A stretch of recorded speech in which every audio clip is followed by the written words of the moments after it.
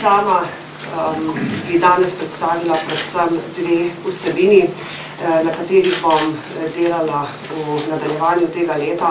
Obe sta pa povezani tudi z mojim prošnjo za nastop na plenarni razpravi, ko bomo razpravljali o madžarskem predsedovanju, tako da mislim, da je prav, da jo danes na tem mestu omenim.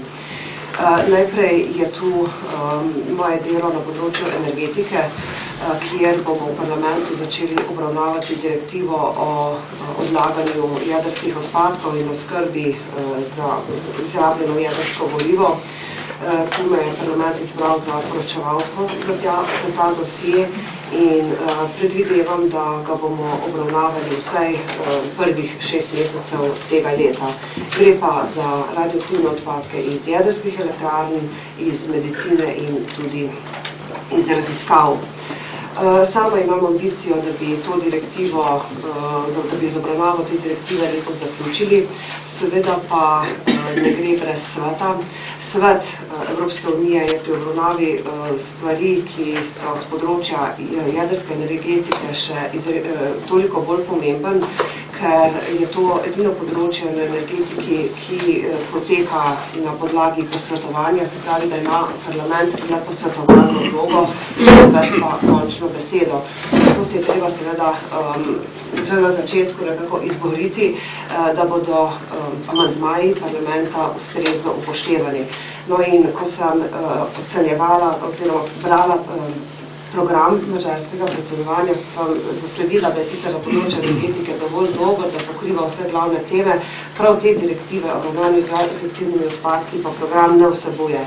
Slišala sem pa njihovo javno izjavo, da je ambicija, da oni pod svojim predsedovanjem obravnavo te direktive zaključijo.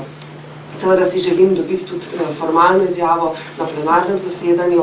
Prvič, kako mislijo, po kakšni časovnici mislijo obravnava direktivo, ker je to važno tudi za parlament, da ustrezno sodeluje s svetom. Drugič pa neko ustrezno zagotovilo, da bodo amandmaji Evropskega parlamenta upoštevani tudi pri njihovi odločitvi. To je ta prvi dosje. Drugi pa je z področja podnebnih sprememb. Veste, da Evropska unija mora do 2020 znižati svoje izpuste toplogrednih plinov za 20% in da smo dejali, da jih bomo znižali tudi za več, če bodo ostale razvite države prevzele podobna bremena.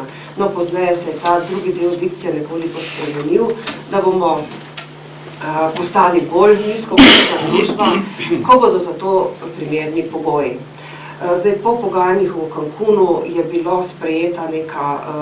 bil sprejet sporazum, ki je vsebinsko sicer zelo obširen in ga jaz ocenjujem kot dober, vendar pa ne vsebuje nobenih podobnih zavez, kot jih ima Evropska unija in zaenkrat je naša integracija edina regija na svetu, ki ima takšne zakonodajne zahteve. In zdaj se tu pojavljata dve interpretaciji. Ena je ta, da že na podlagi Cancunskega dogovora lahko gremo v večje zakonodajne zaveze, druga pa pravi, da ne, da moramo še počakati, da nam ostali razviti svet sledi. To bo zagotovo prednostna naloga pri oblikovanju podnebnih politik. Tudi komisarka Hedegaardova je že pokazala, da je zanjo to zelo pomembno vprašanje in kolikor vem, bo 7. februarja tudi prišla v Slovenijo prav zaradi tega, da izve, kakšno je stališče Slovenije do tega vprašanja.